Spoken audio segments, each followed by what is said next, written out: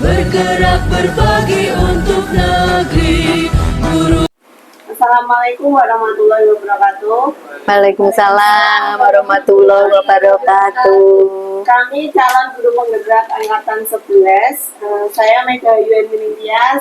Saya Widya Putriyadi. Saya Sejayanti Utami.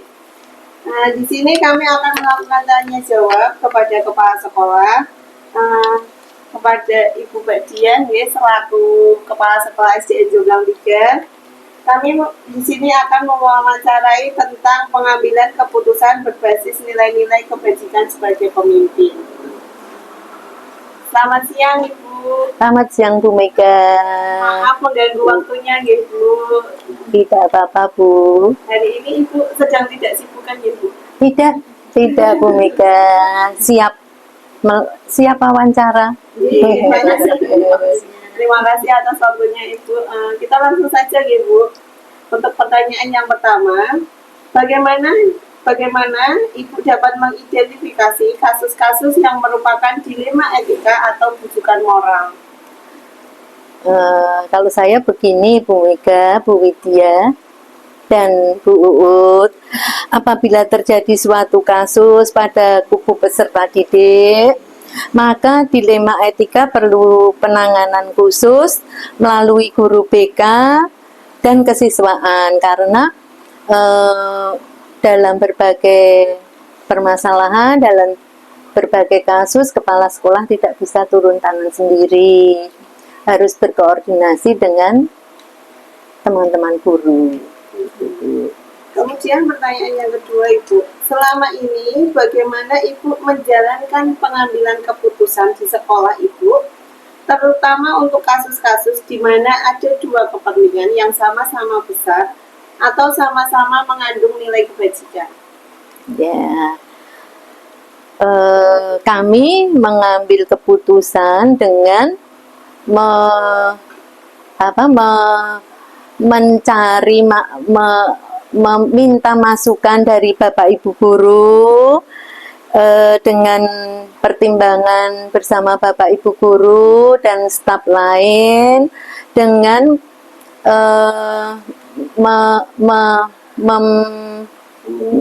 meminimalisir resiko yang lebih besar. Meminimalisir resiko yang lebih besar. Itu, Bu. Kemudian pertanyaan yang ketiga akan dilanjutkan oleh Ibu Sejayanti. Monggo, Bu. Selamat siang, Bu Dia. Selamat siang, Bu Uut. Saya melanjutkan pertanyaan dari saudara saya, Bu Mega Hayu. Untuk pertanyaan ketiga, Ibu, langkah-langkah atau prosedur seperti apa yang biasa Ibu lakukan selama ini? Strateginya adalah seperti disampaikan tadi, kita komunikasi dengan berbagai pihak, dengan Bapak Ibu guru maupun tendik, mengambil resiko terkecil dari keputusan yang kita ambil. Terima kasih, Ibu. Untuk pertanyaan selanjutnya, yang keempat, hal-hal apa saja yang selama ini Ibu anggap efektif dalam pengambilan keputusan pada kasus-kasus D5 IPK? Kalau mengikuti prosedurnya yang harus seperti itu, langkahnya juga seperti itu. Seperti yang sudah disebutkan, ingin lebih efektif meminta berbagai pendapat yang lebih banyak. Cuma sebetulnya apabila terlalu banyak pendapat, justru malah terlalu banyak kepala dan membuat memakan waktu yang banyak. Maka sudah cukup diwakili dengan tim inti. Jadi sebelumnya kita membentuk tim inti atau kepanitiaan. Terima kasih, Ibu. Untuk pertanyaan selanjutnya yang kelima, hal-hal apa saja yang selama ini merupakan tantangan dalam pengambilan keputusan pada kasus-kasus di 5 ITK? Sebetulnya yang paling menantang itu untuk tenaga pendidik dan kependidikan. Saya tidak berbicara yang lain, tapi masalah kesejahteraan. Sampai saat ini buruh sudah sesuai UMR. Namun guru dan karyawan masih jauh di bawah UMR. Bagaimanapun ujung tombak pendidikan itu para guru. Bagaimana ini guru yang honorer belum sejahtera. Ini permasalahan bagaimana agar guru honorer bisa paling tidak setara dengan UMR. Ini tantangan bagi kepala sekolah. Terima kasih Ibu. Pertanyaan selanjutnya akan dilanjutkan oleh saudara saya, Ibu Widya. Kami persilahkan. Ya, terima kasih Bu Ut. Giliran saya Ibu di sini masih seputar Siap, dilema Bu Widya. etika. Apakah Ibu memiliki sebuah tata cara atau jadwal tertentu dalam sebuah penyelesaian kasus dilema etika? Apakah Ibu langsung menyelesaikannya di tempat atau memiliki sebuah jadwal untuk menyelesaikannya? Bentuk atau prosedur seperti apa yang Ibu jalankan? Tidak ada jadwal khusus, Bu Widya. Yang penting bisa diselesaikan dengan baik. Seperti yang tadi saya sampaikan, yaitu ambil resiko yang terkecil. Oh, gitu. Berarti memang tidak terjadwal gitu. Jadi yang terpenting memiliki mengambil resiko Yang terkecil. Pertanyaan selanjutnya gitu. Adakah seseorang atau faktor-faktor apa yang selama ini mempermudah atau membantu Ibu dalam pengambilan keputusan dalam kasus-kasus dilema etika? Bantuan dari berbagai pihak, Bu Widya, terutama dari teman-teman guru, teman-teman tendi, kemudian dari teman-teman kepala sekolah, dari atasan. Kalau saya mengambil panutan pada Rasulullah, bagaimana beliau selalu dihadapkan banyak masalah. Dan saya terinspirasi dengan hidup beliau yang banyak hikmah di setiap kehidupannya. Luar biasa sekali gitu. Ini untuk pertanyaan terakhir Ibu. Oke, Bu Widya. Jadi semua hal yang telah disampaikan, pembelajaran apa yang dapat Ibu petik dari pengalaman Ibu dalam mengambil keputusan dilema etika?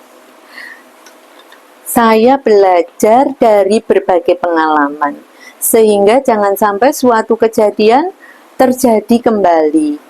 Kita boleh sesekali mengambil teori, namun kita tidak bisa pukul rata sesuatu kejadian. Kalau teori kan berbeda dengan praktek yang ada di lapangan. Oke, baik Ibu. Terima kasih jawabannya. Sama-sama, Bu. Terima kasih Bu Widya atas waktunya. Nggih, sama-sama. Maaf sudah mengganggu kami Ibu. Tidak Bu. Semoga sukses Bu Mega, Bu Widya, Bu Uut. Terima kasih doanya Bu dan supportnya gitu. Demikian wawancara kami kepada Ibu Badia selaku Kepala Sekolah SDN Jumlah 03. Selamat siang dan terima kasih. Selamat siang, terima kasih. Waalaikumsalam warahmatullahi wabarakatuh.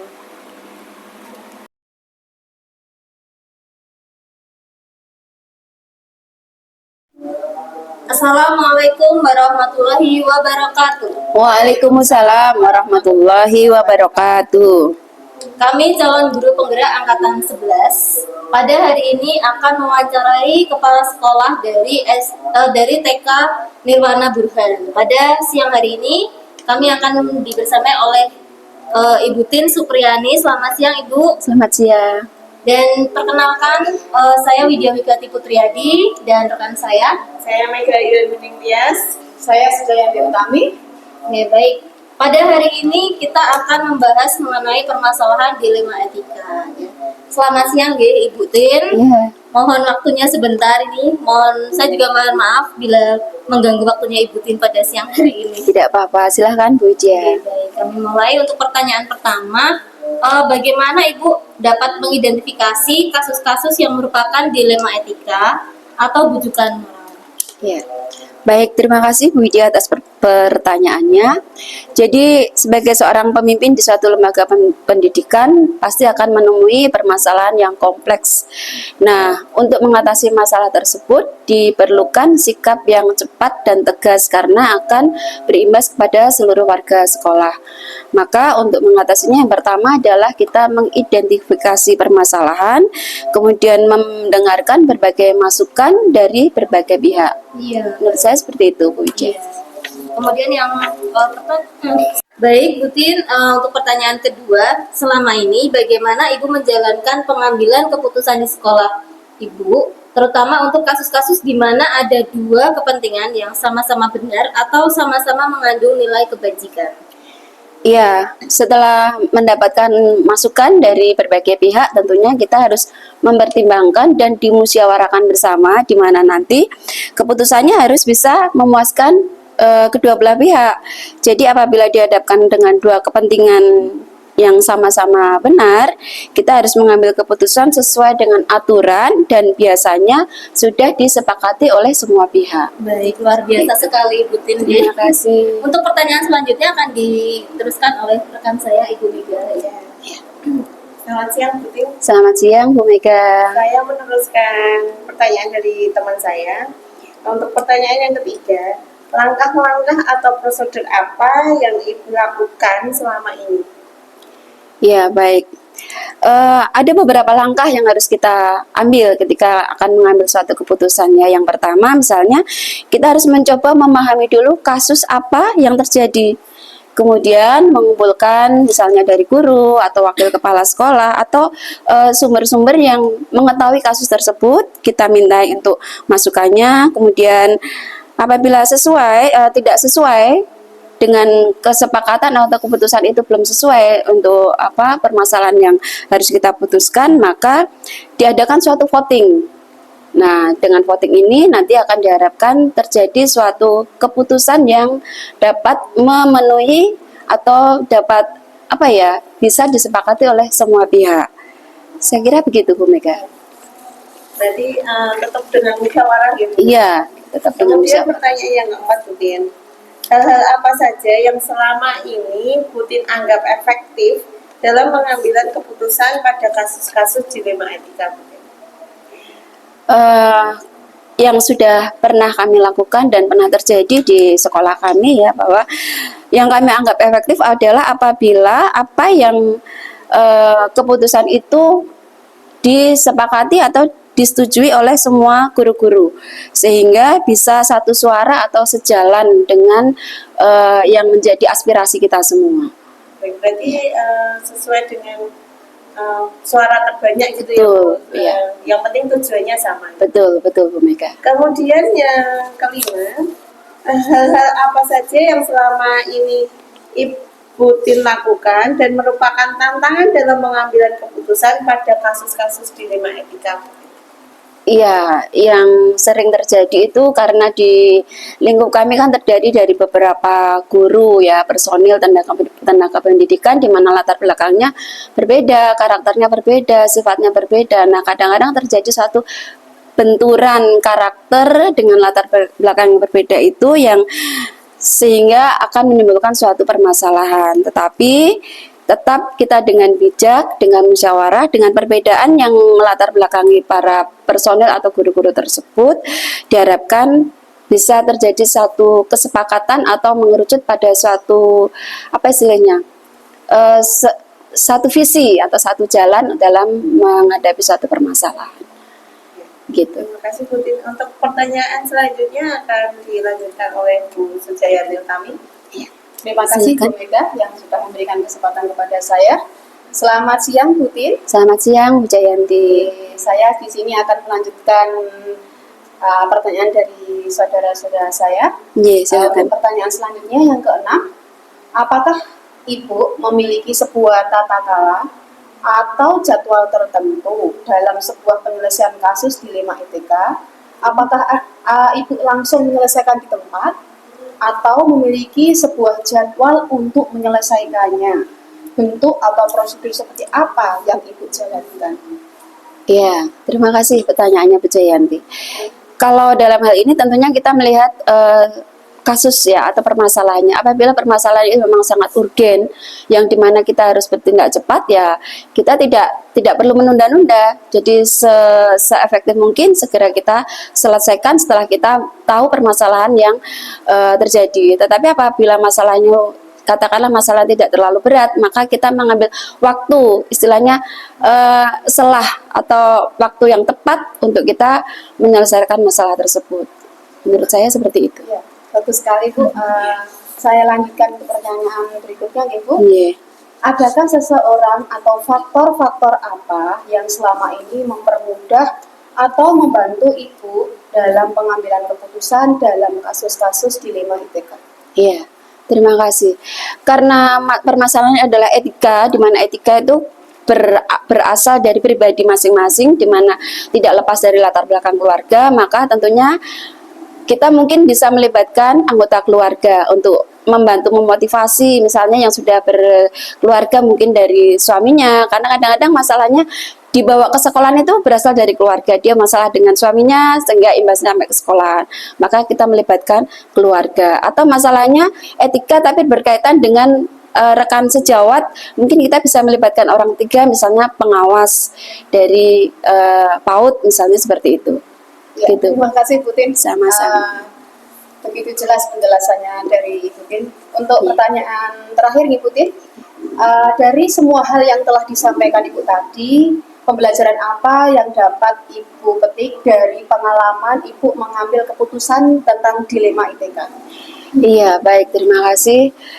Berdasarkan pengalaman saya sebagai seorang kepala sekolah, bahwa kita harus menyadari bahwa semua orang itu memiliki karakter latar belakang yang berbeda-beda, dan setiap orang pasti memiliki masalah.